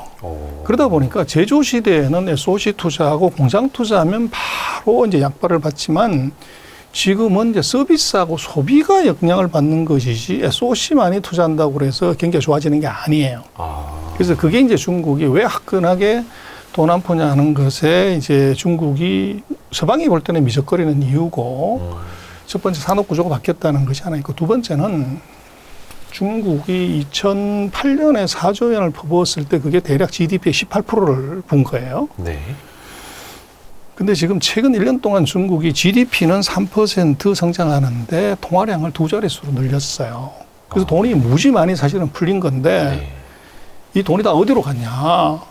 그게 뭐냐, 좀 은행으로 갔습니다. 그래서 최근 1년 동안 중국의 예금 순증이 대략 한 30조 위안 정도 늘어났는데 30조 위안이 얼마야? 그런데 거기다가 190, 예를 들면 200을 곱하면 되는 거죠. 그러면 이게 이제 엄청난 이제 6천조 가까운 돈이 예를 들면 은행으로 들어가 버린 거죠. 그러니까 중국의 저축률이 계속해서 높아지고 있다고 하는데 사람들이 불안하니까 소비 안 하고 집값 떨어지니까 계속해서 쟁여놓고 미래를 대비하려고 하다 그겁니다. 보니까 돈이 안 도는 거네요. 그렇습니다. 그래서 30조 원이면 중국의 GDP가 120조거든요. 예. GDP의 25%에 달하는 돈을 사실은 중국은 이미 푼 거예요. 푼 건데 그 돈이 실물로 간 게 아니라 전부 은행으로 들어가서 잠자고 있다는 거죠. 그래서 중국 정부의 지금 판단은 돈을 더 푸는 것이 중요한 게 아니고 GDP의 25%나 순증으로 풀린 이 돈을 실물 경제하고 자본시장, 부동산 시장으로 어떻게 끌고 오냐는 것이 이게 핵심이에요. 돈은 많이 있는데 돌질 않으니 이 돈이 돌게만 만들면 되는 건데. 그렇게 보는 거죠. 근데 그게 사실 어렵죠. 그게 제일 어렵죠. 그래서 결국은 중국이 14억의 인민들의 손은 실시간으로 통제가 가능해요. 이 핸드폰을 어디서 쓰는지 SK텔레콤 서버에 들어가면 다 볼 수 있죠. 그건 이제 중국은 맘먹고 다 통제하니까. 그렇죠. 근데 이건 통제할 수 있지만 예. 문제는 이 손을 움직이는 사람의 마음은 서버에 없어요. 그래서 이걸 이제 어떻게 통제하고 관리하냐는 것이 이게 중국의 이제 실력인데 문제는 제가 어떤 칼럼도 그렇게 썼습니다만 중국의 지금 지도자들은 예. 전부 공대 나온 사람이에요. 역대로. 등소평, 장쩌민, 후진타오, 시진핑 다가 공대생입니다. 그래서 등소평도 프랑스에서 자동차공학 공부했고 장쩌민은 상해교통대 전기과 나왔고 후진타오 주석은 청와대 수리공정과 발전소 만드는 과를 나왔고 이 시진핑도 청와대 화학과를 나와서 전부 공대생이에요. 네. 그래서 제조 시대에 이 공대생들의 실력은 이건 뭐 세계에서 가장 빨리 성장하는 데 비결이죠. 네. 근데 문제는 제조는 이것은 명령이에요. 스펙대로 만들어라. 예. 빨리 만들어라 이러는 건데 서비스는 명령이 아니고 감동이죠. 그래서 제가 볼 때는 중국의 이 공대 출신 CEO들이 산업 구조가 공업이 3분의 1로 줄어들었고 이 절반 이상이 서비스하고 소비로 산업 구조가 바뀌었는데 서비스하고 소비를 관리를 해본 적이 없는 거예요. 그 산업 구조가 지금 바뀌었는데 민심을 읽고 그것을 변화시키는데 굉장히 약해요. 그게 제가 볼 때는 돈은 그렇게 풀었는데 돈이 겁먹고 은행에서 안 나오는 이유가 이게 민심 읽기를 정확하게 못하고 있는 거죠. 그러면 이제 왜 돈이 들어가냐면 이거 어떻게 파내려고 그럴 때는 결국은 이유는 첫 번째는 기업을 과도하게 때려잡아서 기업이 겁먹어가지고 돈이 숨은 거고 그걸 보고 있는 관객들은 더 겁먹었던 거죠. 그리고 은행에서 돈을 뺀다고 하는 것은 은행의 1.5% 정기예금 이자보다는 더 높은 투자 수익의 대상이 있어야 돼요. 네. 그래서 제가 볼 때는 앞으로 하반기에 중국의 경제정책의 가장 중요한 포커스는 부동산과 주식시장이다. 그래서 부동산이 뭐 전체적으로 보면 3년간 가격이 하락했고 그리고 주식시장도 마찬가지로 그렇게 떨어졌기 때문에 은행에서 돈 빼가지고 부동산이나 주식에 넣었을 때 손실이 나기 때문에 안 나왔던 거죠. 그럼 이 돈을 유통시키려고 그러면 결국은 부동산 가격이 반등하고 주가가 반등하면 돈이 자동으로 나오게 돼 있단 말이에요. 그렇죠. 그래서 올라가는 거 보면은 그냥 너도 나도 투자하려고 하는 바로 건 그겁니다. 우리나 중국이나 미국이나 그래서 아마 똑같아요. 하반기에 중국의 경제정책 초점은 부동산 가격의 이제 상승을 어떻게 유도할 것이냐. 근데 그걸 하려면 뭐를 하면 되냐면 지금 이미 수량 규제, 대출 규제, 금리 규제 다 풀었어요. 네. 근데 진짜로 중국이 지금 아까 말씀하신 집은 많은데 살 사람이 없어진 건데 중국에서 이 수요를 늘리려면 방법이 간단한 것이 중국은 우리하고 이제 주택 구매 제도가 달라서 30%나 40% 성금을 내고 네. 나머지 60, 70%를 30년 모기지로 사는 거예요. 그래서 예전에 우리가 보면은 뭐 한국의 빨간 바지 아줌마가 중국 가서 집을 10채를 샀다, 50채를 샀다. 네. 그 얘기를 했는데 그때는 이제 쇼부 이 초기 계약금이 10%뭐 이럴 때였단 말이에요. 그래서 한국에서 집을 한 채 살 수 있는 돈이면 중국 가면 10채를 살 수 있는 거죠. 네. 5채 살 수 있는 것이 50채를 살 수 있는 것. 근데 지금 중국이 그 사이에 부동산 과열이 되다 보니까 이 초기 계약금, 다운페이의 규모를 10%, 20%, 30%, 40%까지 올려놨어요. 그럼 이거를 만약에 20%로 낮추면 네. 바로 한 채 살려고 하던 것이 집을 2채를 살 수 있고 만약에 10%로 낮췄다고 그러면 한 채 살려고 하다가 3채를 살 수 있는 거죠. 그러면 구매력이 확 늘어나게 되는데 그렇게 됐을 때 이제 뭐 부동산이라는 게 만지면 커지잖아요. 네. 그리고 그거를 파격적으로 구매력을 2배로 늘려놨을 때 이제 후유증이 있기 때문에 그걸 이제 중국이 계속적으로 풀기는 풀어야 되는데 언제 풀 것이냐. 그걸 지금 보고 있어요. 그거 풀리는 게 바로 중국이 부동산 가격을 턴시키는 결정적인 계기는 바로 그걸 것 같아요. 그리고 주식시장 마찬가지지만 주식시장도 3년 동안 주가가 빠지게 되면 거래가 일단 안 되고 유동성이 떨어지면 주가가 올라가기 어려워요. 네. 그래서 거래를 늘리려고 하면 바로 우리 코스닥의 사례를 이제 활용할 수 있는데 우리도 보면 자본금 뭐 20억, 30억 드는 회사가 하루에 거래가 몇천억씩 되잖아요. 네. 그게 뭐냐면 T 플러스 제로 때문에 그렇죠. 아, 오늘 샀다가 오늘 수십 번 샀다 팔았다 할 수 있는 틱을 먹을 수 있는 그 구조인데 어차피 이틀 후에 결제되니까 근데 중국은 T 플러스 1이에요. 우리보다 결제일이 하루 더 빠릅니다. 늦죠. 그러니까 우리는 그러니까 트레이딩을 하고 매매를 하고 이틀 후에 결제되는데 그런데 중국은 그 대신 매매하고 트레이딩은 하루 뒤에 결제되잖아요. 그렇죠. 그러니까 당일에 매매가 안 되는 거죠. 중국은. 아, 우리는 당일에 샀다 팔았다를 수백 번 할 수가 있는데 중국은 오늘 샀다가 하루 지나고 나서 결제가 되기 때문에 하루에 수십 번 샀다 팔았다가 안 돼요. 그 하루 차이가 있구나. 그렇죠. 그래서 아, 선물 옵션하고 이게 현물하고가 서로 스위칭이 안 돼요. 그래서 만약에 중국이 이제 주식시장 활성화를 제대로 하려고 하면은 제가 볼 때는 키는 T 플러스 제로를 도입하면 됩니다. 그런 T 거래를 플러스 제로요? 당일에 샀다 팔았다가 가능하게끔. 중국은 지금 그게 안 된다고요.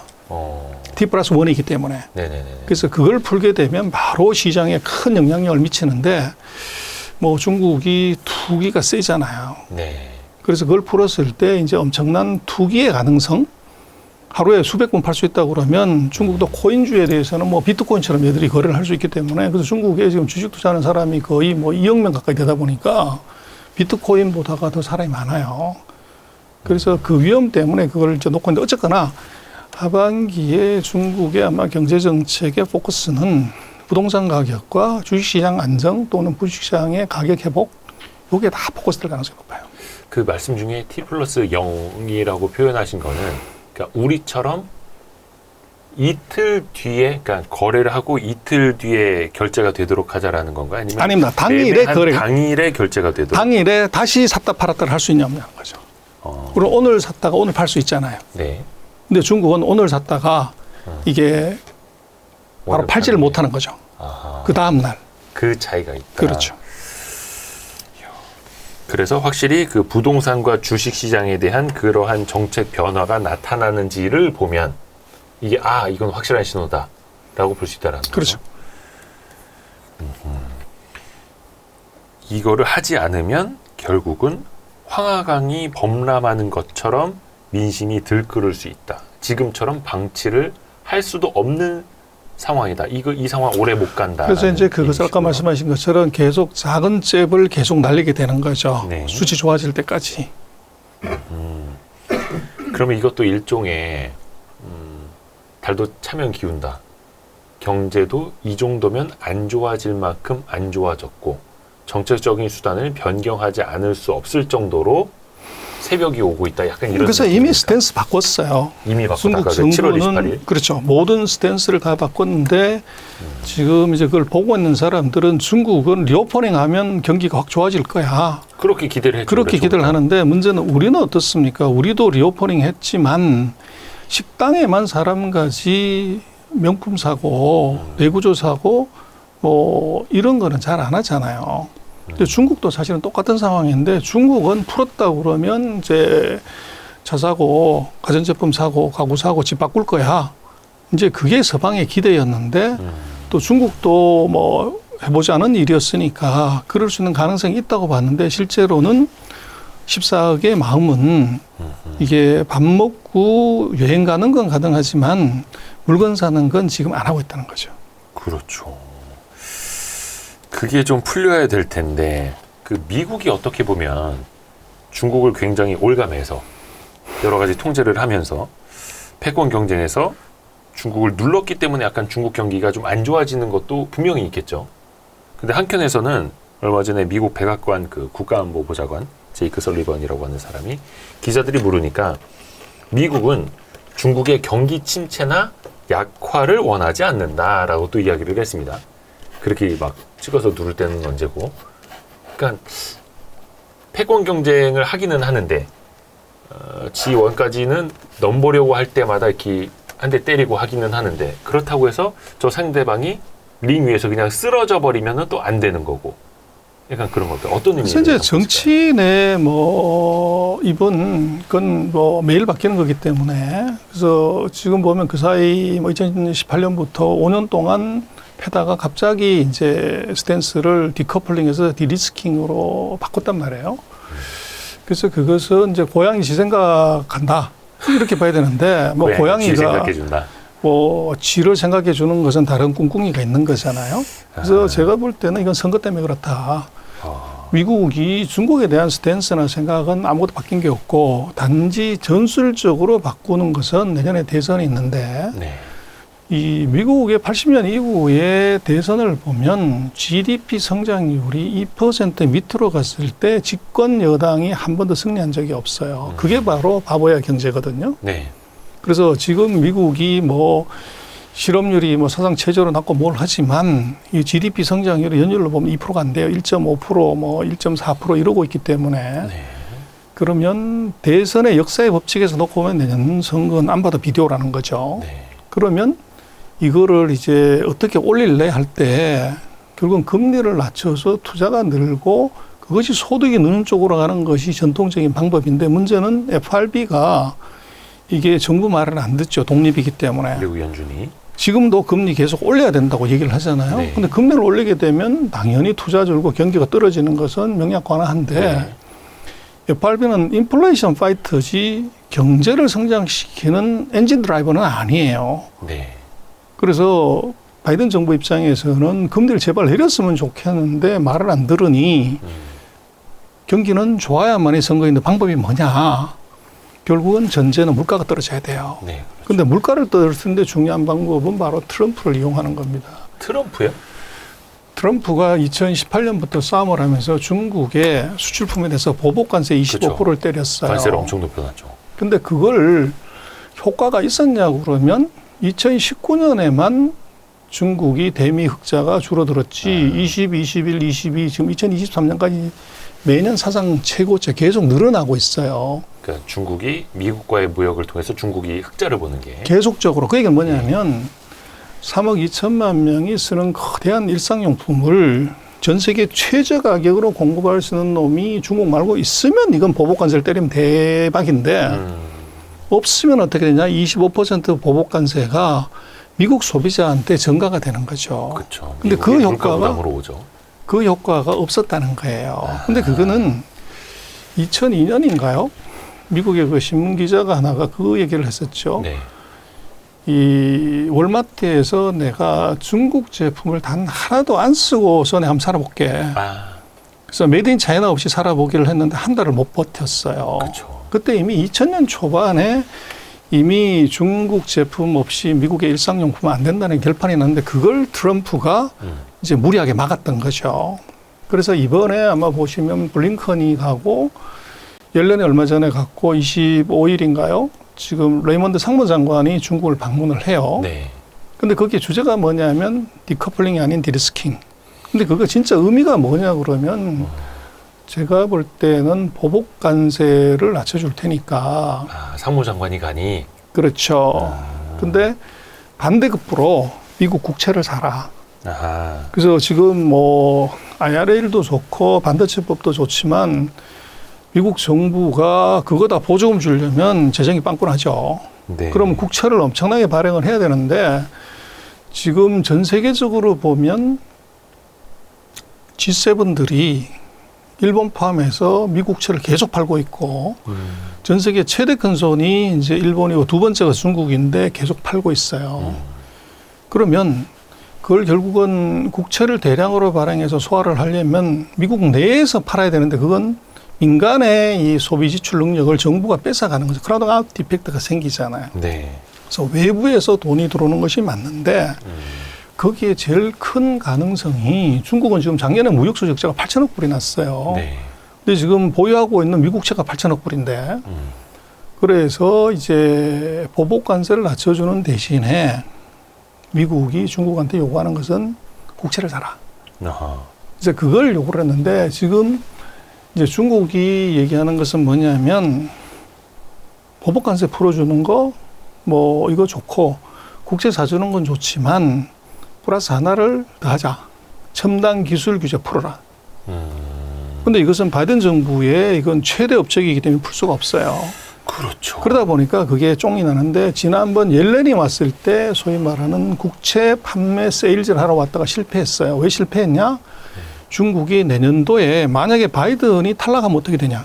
대선에서. 네. 그럼 지금까지 했던 다 꽝이 되고 바이든이 내년에 당선되려면 하반기 경제가 좋아야 되고 그러려면 금리가 낮춰줘야 되는데 전제는 물가가 떨어져야 되고 그렇게 되면 수입 관세 25% 낮추면 수입 물가가 떨어지면 CPI를 낮출 수 있고 CPI가 낮추고 되면 금리가 떨어질 수 있는 그렇죠. 그 기회가 생기죠. 근데 네. 그 관건이 이제 중국이 국채를 사주냐 안 사주냐 하는 것에 달려 있는데 중국이 미국의 그 약점을 알고 한술 뒀던 거죠. 첨단 기술 풀면 우리 국채도 살 거고 그거 안 풀면 우리가 8,300억 불 갖고 있는 국채 다 팔아버릴 수도 있어. 이렇게 협박을 한 거예요. 그렇게 되면 지금 하반기에도 뭐 미국 정부가 국채 무시 발행해야 되는데 만약에 중국이 한 2천억 불 털었다? 그럼 국채금리 폭등하게 되는 거죠. 그러면 미국이 국채 발행하는데 엄청난 이런 상황이 있고 금리 부담 무지 커지죠. 그래서 제가 볼 때는 옐렌이 베이징에서 회담 왔을 때 뭐 여러 사람 만나가 좋은 얘기 잘 들었고 뭐 우학 얘기하고 돌아가자마자 바로 그 얘기하죠. 지금 보복 관세를 풀어주는 것은 시기상조다.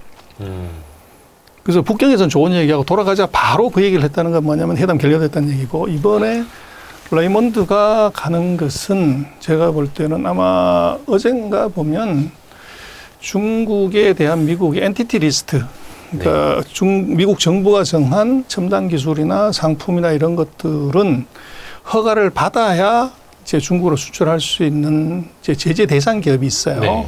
그 605개인가를 지금 지정을 했는데 네. 어제 27개인가를 풀어줬어요. 어허.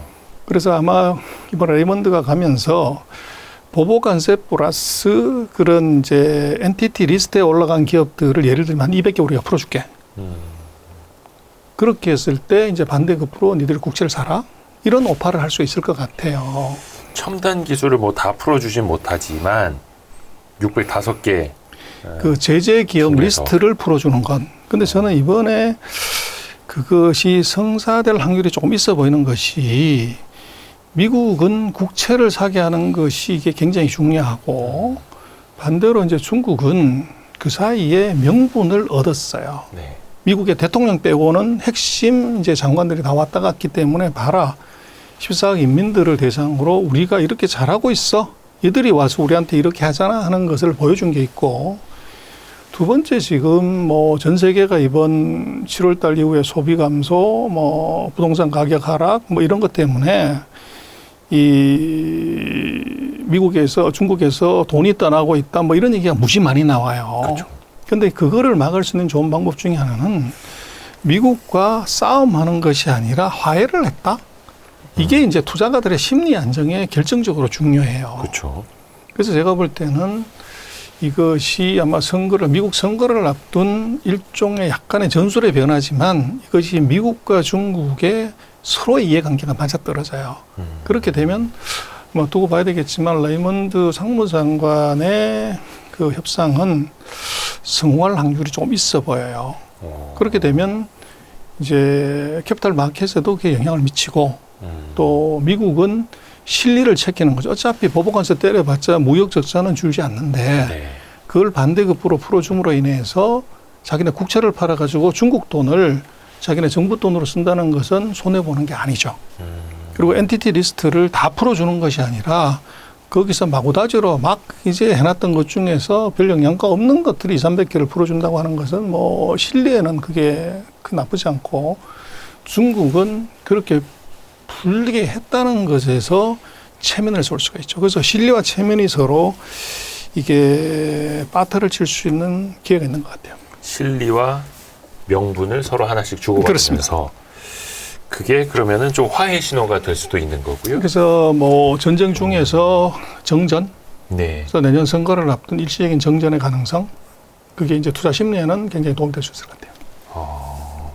또 그 신호가 확실히 나오는지를 보고 그러면 중국 증시 보니까 상하이 종합지수가 거의 한 작년 12월이고 거의 최저점까지 쭉쭉 내려가고 있고 외국인 투자자들도 최근에 계속해서 순매도를 좀 하고 있고 그런 우려들이 반영이 되어 있는데 근데 저희 이 대담 시작할 때 맨 앞에서 소장님이 이게 오히려 또 기회가 될 수도 있다. 라는 말씀을 해주셨습니다. 근데 이제 명확한 이런 신호들이 확실히 현실화가 돼야만 될 테고요. 왜냐면 또 우리나라도 이제 전체 뭐 투자자도 투자자고 반도체 수출을 비롯해서 실물 경기가 굉장히 많이 중국 쪽하고 좋든 싫든 연결이 돼 있기 때문에 중국 경기가 회복이 돼야만 우리의 수출도 또 늘어날 수밖에 없는 거고요. 지금 원화 상황도 마찬가지잖아요.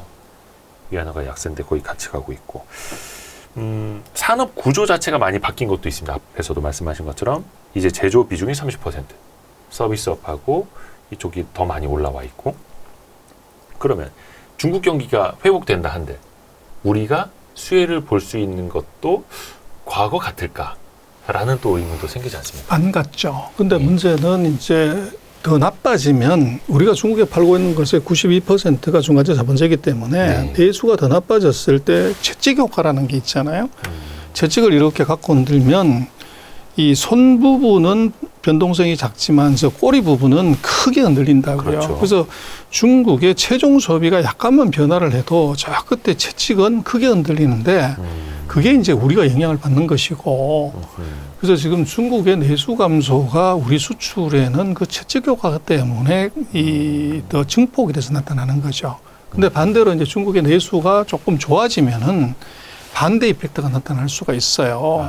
그래서 우리로서는 중국의 내수가 어떻게 되는지가 뭐 굉장히 초미의 사실은 관심사예요. 근데 문제는 이게 변동은 크지만 중국이 이제 선택지가 한국 밖에 있는 것이 아니라 다른 나라도 또 있다는 거예요. 그 사이에.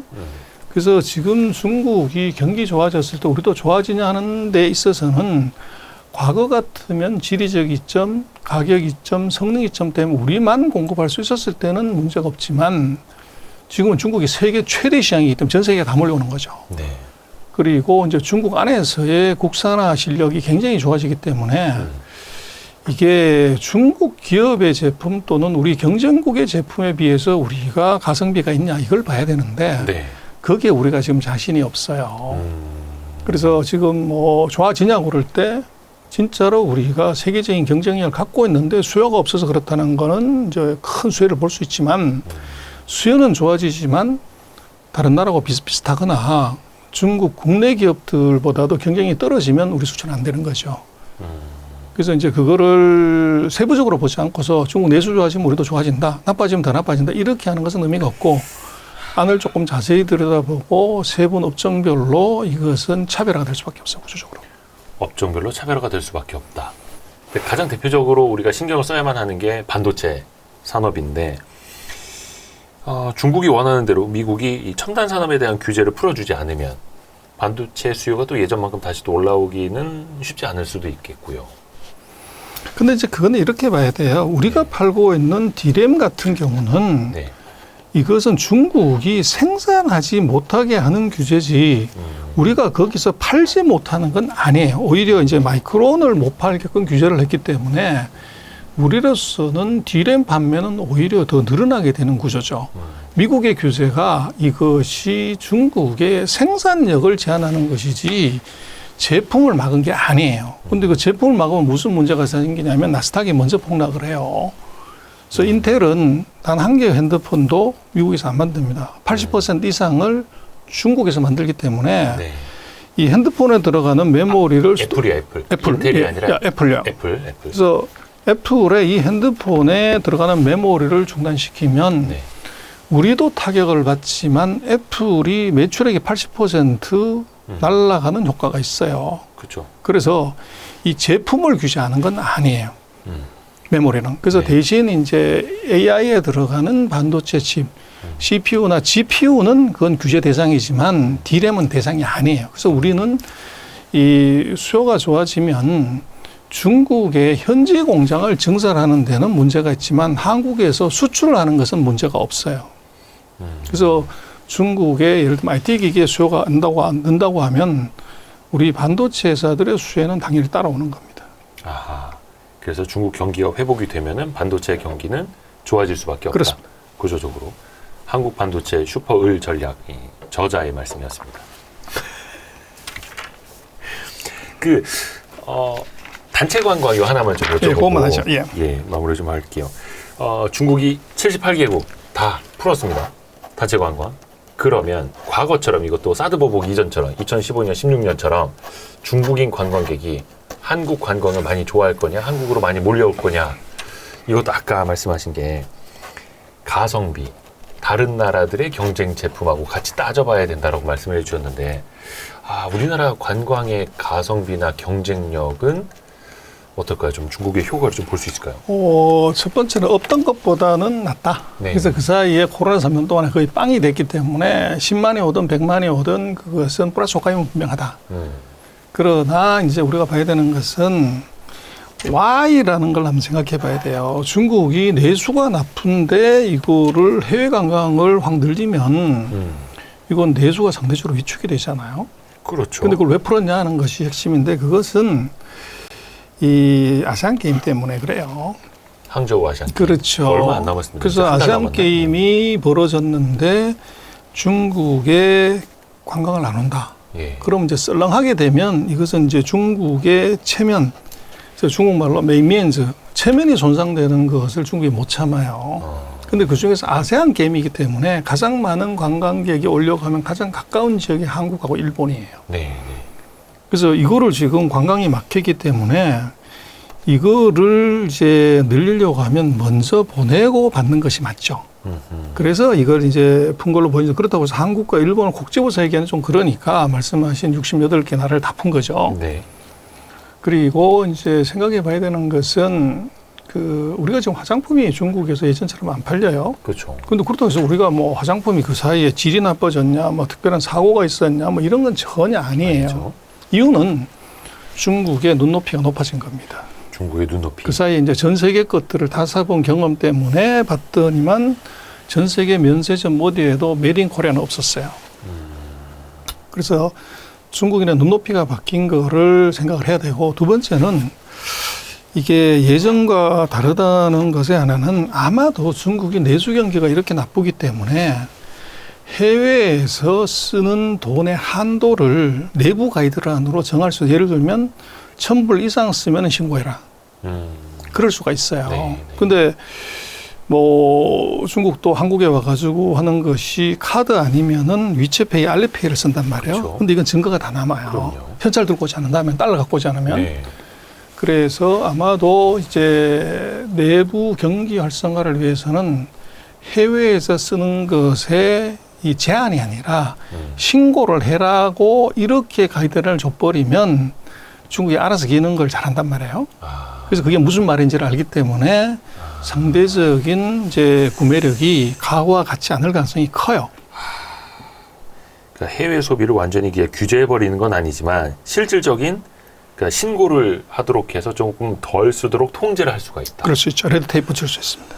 이야, 이것도 그러면 약간 우리 입장에서는 조금 기대치라든지 눈높이를 조금 낮출 필요는 있겠네요. 많이 낮출 필요가 있고요. 그래서 저는 그렇게 봅니다. 우리가 언제 중국 관광객 받아가지고 먹고 살았나요? 우리가 반도체, 자동차 팔고 뭐 이걸로 해서 그런데 그것은 우리도 그랬지만 90년대 뭐 초중반에 우리도 때로 개최해가지고 해외여행 갔잖아요. 네. 근데 그 다음번에 한번 그렇게 나오고 난 다음에 좀 시들해지죠.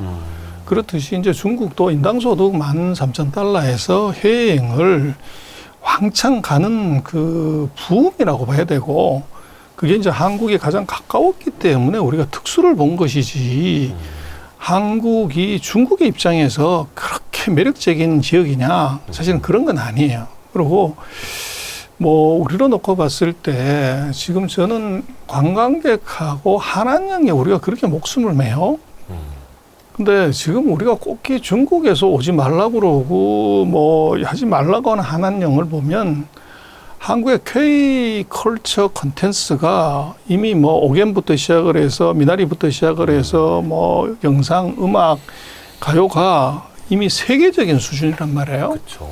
근데 그걸 꼭 중국에 팔아야 된다고 그 난리를 칠 필요가 이미 있냐는 거예요.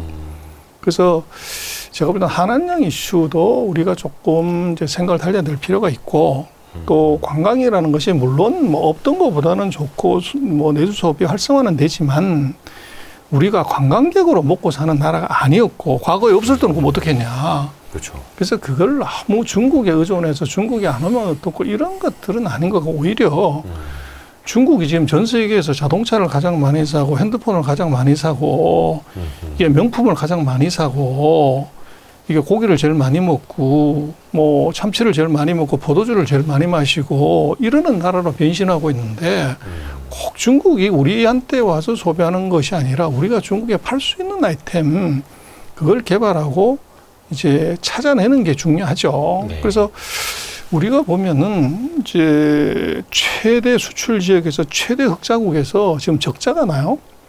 그런데도 우리는 계속 탈중국 해야 된다고 계속 얘기를 해요. 네. 근데 지금 중국의 수출 비중을 보면 거의 19%까지 떨어졌는데 이거는 2002년 수준하고 비슷해요. 20년 전으로 돌아갔어.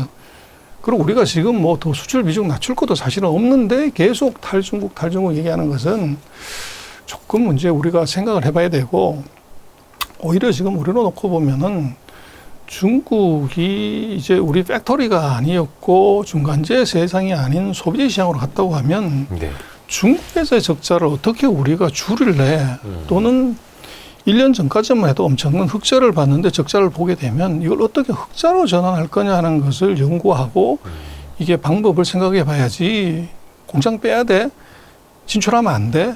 이렇게 가면 호랑이 굴에 들어가지 않고서 호랑이를 잡을 방법이 없잖아요. 그리고 거기에 이제 우리가 중요한 포인트는 결국은 이게 미국 기업 대표적인 테슬라의 앨런 머스크하고 애플의 팀 쿡은 공장 빼야 되고 문 닫아야 되고 나와야 될 중국에 왜 세계 최대 공장을 계속 갖다 짓고 왜 공장을 안 빼냐는 거죠. 그래서 거기에 제가 볼 때는 답이 있어요. 네. 그래서 우리로서도 뭐 그런 말이 있잖아요. 그 돈 앞에 두고서는 이 적에게 대해서 분노를 감춰라. 그래서 냉정하지 않으면 사리 분별력이 흩어져요. 그래서 지금 우리 중국과의 관계에서는 우리가 조금 냉정하게 지금은 바라보고 저기서 이제 적자를 흑자로 바꿀 전략 또 뭐 생각, 대안 이거를 좀 많이 생각해 봐야죠. 냉정하게. 돈 앞에서는 분노를 감춰라. 오늘 전병서 소장님 통해서 중국의 뭐 부동산 위기 비롯해서 우리나라 산업 영향까지 정말 입체적으로 많이 들었습니다. 역시 한번 모실 때마다 저희가 배우는 게 많습니다. 아이고 아닙니다. 너무나 감사드립니다. 그래서 또 다음번에는 좀 부동산 중국의 경기가 좀 좋아진다라는 소식 좀 같이 좀 전했으면 하는 바람을 가져봅니다.